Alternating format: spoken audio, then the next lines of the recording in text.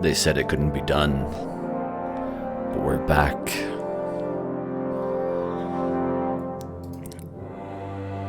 Two videos in the same day? Yes, indeed. We're kind of crunched for time now, so we need to get these videos done. We need to get this book read. And I just couldn't sit here knowing that this chapter was left unfinished, and so we must finish it so that we can leave the final chapter, chapter 9, for a long video that we will do all in one shot and finish this book probably tomorrow or Monday, the 9th or the 10th, or sorry, the 8th or the 9th here, leading into Beyond Light. So, without further ado, let's finish this chapter, chapter 8 of the Destiny Grimoire Anthology, Volume 2. This part is titled Cade 6 Reminisces. Okay, I'll tell the story about that one Fallen. It didn't happen like that. We didn't, do anything actively. No handshake, no icy stare of grudging mutual respect. I don't even know which hand you would shake. Do they shake hands? It must be complicated. Anyways, it was like this. I was on the moon. I cracked a hive structure near Mare Imbrium, looking for a shrine, and they just swarmed. Ranks and ranks and ranks of thralls pouring out between the columns, but the columns were knights, and all the shadows behind them rose up hissing sorcery. Of course, I ran. I had a line of Egris, and while, yes, it was full of thrall, and I had backup too, I went upslope, took cover in the shadow of a crashed phaeton, emptied my machine gun, ducked down to reload, and saw her at the other end of the hull, killing thrall, a fallen in exile colors, bannered in the marks of a baron. Though the flags were claw-torn and stained with hive ash, she was alone. I think she must have lost her crew. I didn't really have time to shoot her, and she didn't really have time to shoot me, so we just went back to killing hive. Knights pushed me out into the open and back up the range to a high stone saddle in the shadow of an old interfirmatory array. It was good ground, so she came up there too. For a while, we just killed things, which is hard to make interesting in a story, so I'll pass it over. At the end, the wizards came. I climbed the array to get an angle on them, and she fell back to the base of the antennae, where she broke her swords off in a night. I saw that happen, and I don't know if I can tell you how I felt. She was another living thing with a mind I could understand, and she hadn't howled at me or tried to eat my ghost. I cheered when the night went down. When I came down empty on all guns, she was slumped against a bulkhead staring at me with all her tiny black eyes, ether leaking out of her like smoke. The knight hadn't died easily. Downslope the last wizard moved like fire behind another line of thrall. I looked at her and wondered how many innocent human lives she'd ended on those broken blades. She did the strangest thing then, took the last shock pistol from her bandolier and threw it between us, as if to offer it. When I went to pick it up, she tried to knife me, but she was slow, and when I broke her arms and opened her throat, she didn't seem surprised. To this day, I wonder if she hated me, or wanted to make me kill her, or just felt she should spare me the choice. I did kill a few thrall with that pistol. Mithrax. Book, The Dreaming City.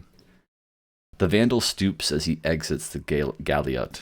All of his arms are bound behind his back, so he cannot shield his eyes from the bright sun. A breeze stirs his cloak. There is a cliff behind him and lush gardens ahead. His jailer would not grant him the honor of a quick death, so she must intend to torture him. She thinks he will yield like the flesh lovers from House Judgment. She is wrong. Whatever indignities she can muster are nothing compared to what he deserves. With his chin held high, he imagines shucking off his armor and laying all four of his arms in the captain's hands. His captain is his mother, and she will not dock him with a scythe. She will twist and tear his arms from his body like she is shucking a fine, fat crab for dinner, and he will be glad of the slow, sick cracks and crunches of his bones. He will be glad of the shame. Let him go limbless for the rest of his wasted life. Let the ether thirst shrivel him up like a Yeveracy fig. What do you think? His jailer asks in a language he cannot understand. She steps up beside him and claps a hand on his shoulder. He flinches. She is nearly as tall as he is, and for a creature with no claws, her grip is strong and sure. Together they contemplate the gardens. It's all a bit much for my taste, she admits as he sneaks a furtive look at her. Her bow is unstrung. There is only one arrow in her quiver.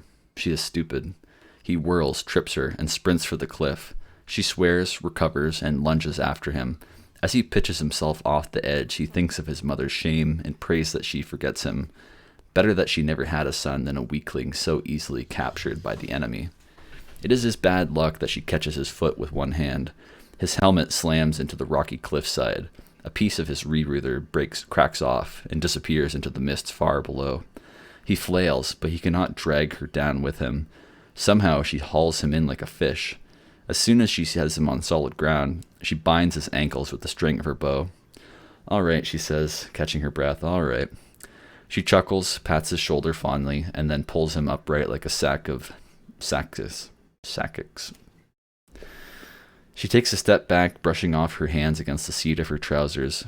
He glowers, the surliest sack, the side of the great machine, hating her horrible, squared-off teeth and her blunt, stubby fingers. "Let's try this again, shall we?" Drawing 2 fractal knives from sheaths on her thighs, she makes a perfect iriless bow before him. Thunderstruck, he sits up straight, stares. "Not good?" she asks, and tries again. Furious confusion takes him. This is some kind of trick, blasphemous mockery. "Irsavix," he rumbles. She shakes her head. "Nama." Sheathing one of her knives, she holds out her free hand with her fingers spread in supplication. He draws his chin toward his throat with this fresh betrayal, narrowing his secondary eyes. It speaks. Slowly, without breaking eye contact, she lays her other knife on the ground between them, the blade pointed towards her boots. He watches her every movement. How many secrets have the flesh lovers betrayed, that this creature can make peace like a cringing Drek before his kell? She taps 2 fingers against her cuirass. "Sure," she says slowly, and then she points at him. Honor-bound, even as he simmers in scandal, he replies, "Mithrax, Velask, Sayu Rix." "Mithrax," she repeats, then grins. "Velask, Mithrax, and welcome. Let's have a look about, shall we?" Here's a picture, which appears to be Mithrax and some awoken, or a hunter there, in the Dreaming City. And some description of some weapons from Destiny. Lord of Wolves and the Queenbreaker. "Lord of Wolves, by this right alone do I rule." "Why did they call themselves wolves?" the hunter asks. You guys don't have any wolves in your homeworld, do you?" "Nama," the captain replies. He is perched on a rusted-out skiff. He scans the horizon, trying to remember the way to the crypt. "So, why then? Most people haven't even seen one." "Yeah," the warlock chimes in. "I'd never even heard of wolves till I went to the Iron Temple." The captain cocks his head in a way that makes him look very like a squat, hulking owl. "Why Elixni accept name Fallen? Why wolves accept name wolves? Why Mithrax is now?" He grimaces as he mimes their accents, showing his serrated teeth. "Mithrax." He rises in one fluid motion and stands at his full height. "Why speak Guardian way instead Elixni? Docked things do not word themselves." He hops down, brushing past the hunter and the warlock with the rippling strength of a hunting tiger. "House of Wolves. They've been Maraskalessen, gentle weavers. Come, I know the way now." The Queenbreaker. Despite the breaker's treachery, her majesty still stands. 3 cloaked figures trek through a cave on a windswept asteroid. As they walk, they joke, they tell stories. They are a fire team. After Cybele, the warlock says, the wolves bowed. Some became the queen's bodyguards. Then Skolas. Whoa. How? Why? The hunter frowns. Why trust enemies with your life? A pause. No offense, buddy. The captain shrugs, none taken. Yeah, strange to do, but Elixni, we been breathe always love for honor. New promise, not unmake an old.